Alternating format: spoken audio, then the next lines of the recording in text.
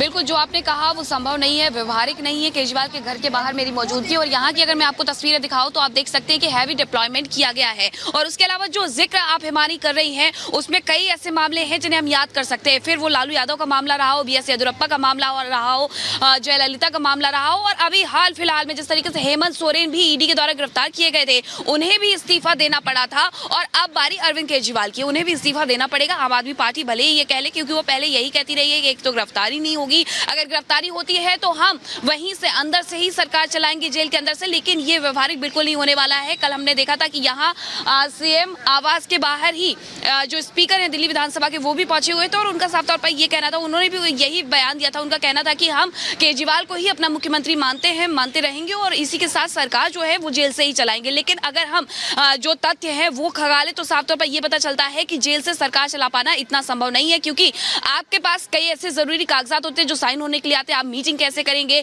आप मंत्रियों से किस तरीके से मुलाकात करेंगे, ये सारी ऐसी तमाम चीजें जिनका ख्याल रखना पड़ेगा। लेकिन इसके साथ अब ये कि आखिरकार मुख्यमंत्री बनेगा कौन दिल्ली में, दो ऑप्शन नजर आते हैं। कई ऑप्शन है वैसे तो, लेकिन दो ऑप्शन मजबूत नजर आते हैं, क्योंकि कहा यह जा रहा है कि केजरीवाल की पत्नी सुनीता से मीनाक्षी कोई चेहरा चुनना ही होगा, असेंबली को कोई चेहरा चुनना ही होगा, और अगर नहीं चुना जाता है तो फिर LG को आगे केंद्र सरकार को रिपोर्ट देनी होगी कि देखिए भाई इस तरह से तो सरकार चलाना असंभव है।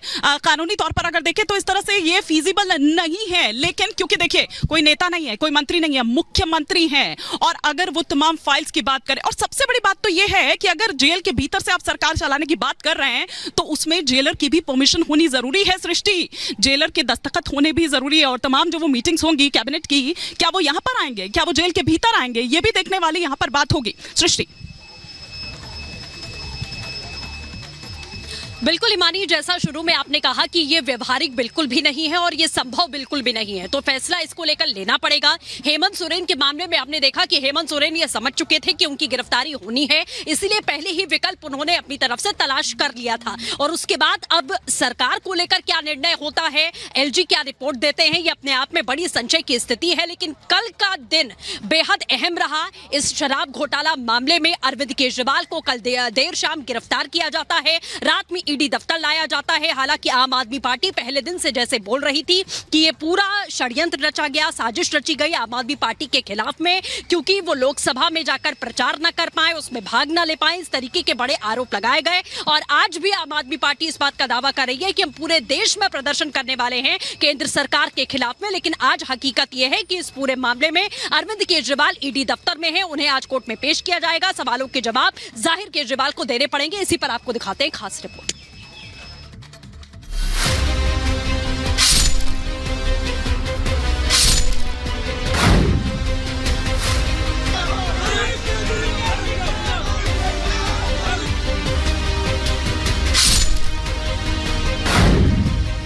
शराब घोटाले की आंच, ईडी की जांच, समन पर समन, और आखिरकार दिल्ली के CM अरविंद केजरीवाल ईडी की गिरफ्त में आ ही गए। 9 समन ठुकराने वाले केजरीवाल को जब हाईकोर्ट से भी राहत नहीं मिली तो कुछ ही घंटों में ईडी की टीम ने उनके घर पर दस्तक दे दी। हाथों में सर्च वारंट और आरोपों का कच्चा चिट्ठा लेकर 8 से 10 अधिकारी CM आवास पहुंच गए। गुरुवार शाम के करीब 7 बजे ईडी की टीम केजरीवाल के घर दाखिल हुई। CM आवास में तलाशी शुरू हुई। करीब 2 घंटे केजरीवाल से पूछताछ की गई। इसके बाद रात 9 बजे ईडी की टीम ने अरविंद केजरीवाल को गिरफ्तार कर लिया।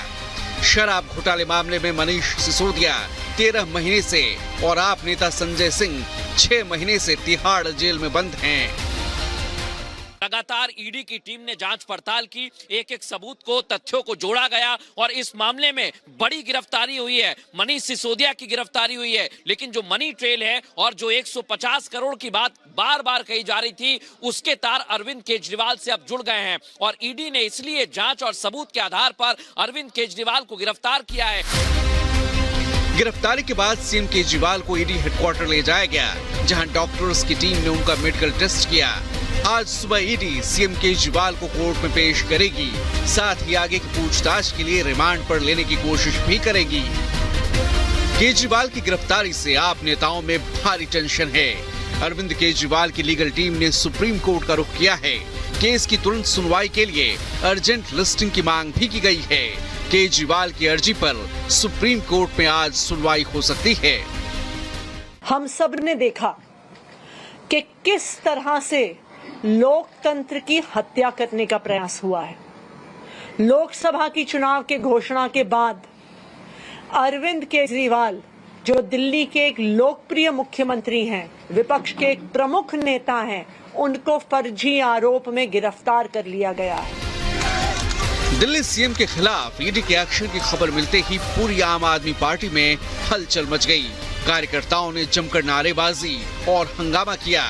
दिल्ली सरकार के कई मंत्री, विधायक और नेताओं के साथ ही महापौर भी सीएम आवास पहुंचने लगे। आम आदमी पार्टी के नेता ईडी की इस कार्रवाई को राजनीति से प्रेरित बता रहे हैं। यही वजह है कि आज आप नेता और कार्यकर्ता दिल्ली समेत देश के कई राज्यों में धरना प्रदर्शन करने का कार्यक्रम कर रहे हैं।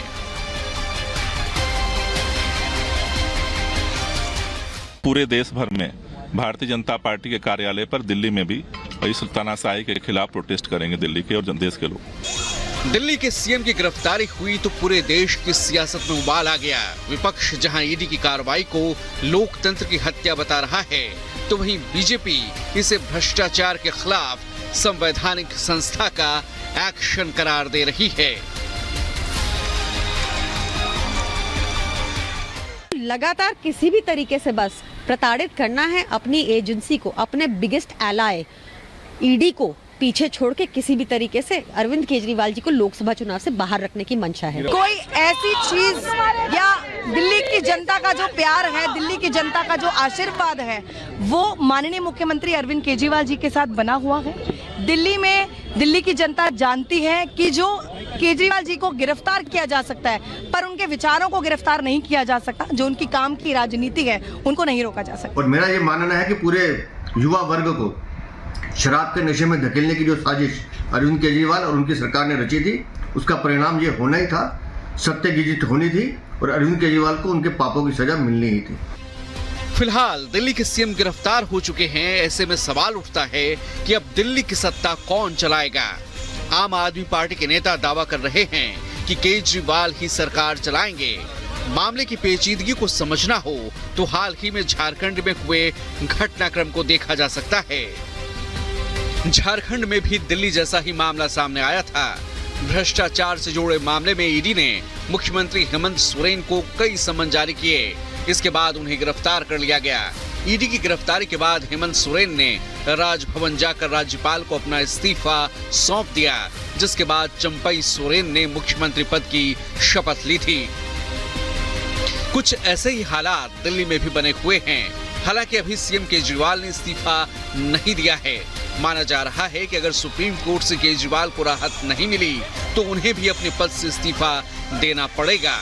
वहीं सूत्रों की माने तो मौजूदा हालात को देखते हुए जल्द ही एलजी गृह मंत्रालय को रिपोर्ट सौंपेंगे, जिसके आधार पर गृह मंत्रालय कोई बड़ा फैसला ले सकता है। फिलहाल केजरीवाल की रात ईडी के लॉकअप में कटी है। केजरीवाल समेत पूरे विपक्ष को सुप्रीम कोर्ट से राहत की उम्मीद है। वहीं ईडी केजरीवाल की रिमांड के लिए उन्हें कोर्ट में आज पेश करेगी। अब देखना होगा कि अगर सुप्रीम कोर्ट से केजरीवाल को राहत नहीं मिली तो फिर दिल्ली का अगला सीएम कौन होगा।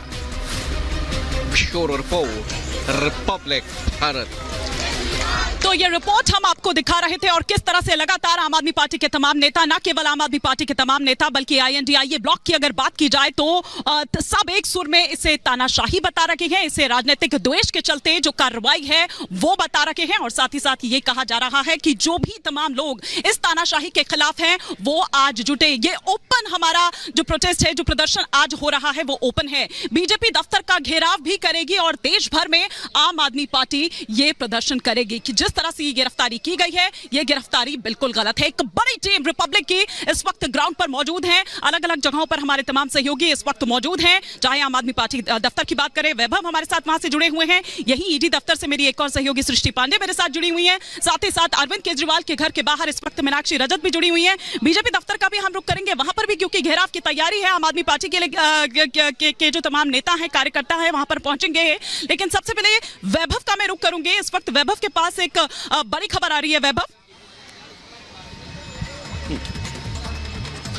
बिल्कुल हिमानी, इस बीच अपने दर्शकों को बड़ी खबर बता दें। दरअसल इस वक्त दिल्ली के अंदर जो स्थितियां हैं गृह मंत्रालय सीधा नजर रख रहा है और किसी भी वक्त उपराज्यपाल से जो दिल्ली के हालात हैं इनको लेकर रिपोर्ट भी गृह मंत्रालय मांग सकता है। दिल्ली के मुख्यमंत्री अरविंद केजरीवाल की गिरफ्तारी को लेकर इस वक्त ताजा स्थितियां क्या कुछ हैं, दिल्ली के अंदर क्या हालात हैं, सरकार की स्थितियां क्या कुछ हैं, उसको लेकर भी गृह मंत्रालय उपराज्यपाल से रिपोर्ट किसी भी वक्त मांग सकता है। गृह मंत्रालय इस पूरे घटनाक्रम पर नजर रख रहा है क्योंकि दिल्ली देश की राजधानी है, यूनियन टेरिटरी है। यहां के मुख्यमंत्री इस तरह से गिरफ्तार हो जाते हैं तो सरकार कैसे आगे चले, इसको लेकर स्थितियां जो है वो साफ करते हुए नजर आएंगे। लेकिन एक और तस्वीर, एक और बड़ी खबर अपने दर्शकों को बता दें। दिल्ली के इस आईटीओ पर जहां से सीधा रास्ता जाता है आम आदमी पार्टी और बीजेपी के दफ्तर, उस रास्ते को ब्लॉक किया गया है। उस रास्ते को पूरी तरह से ब्लॉक किया गया है। पैरामिलिट्री फोर्सेस की तैनाती है। दिल्ली पुलिस यहां पर पूरी तरह से मुस्तैद है।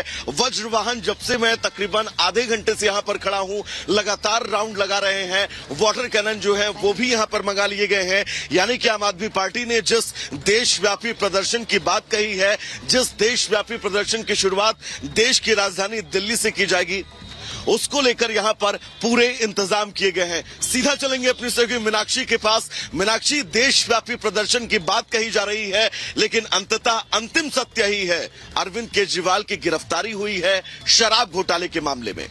मीनाक्षी।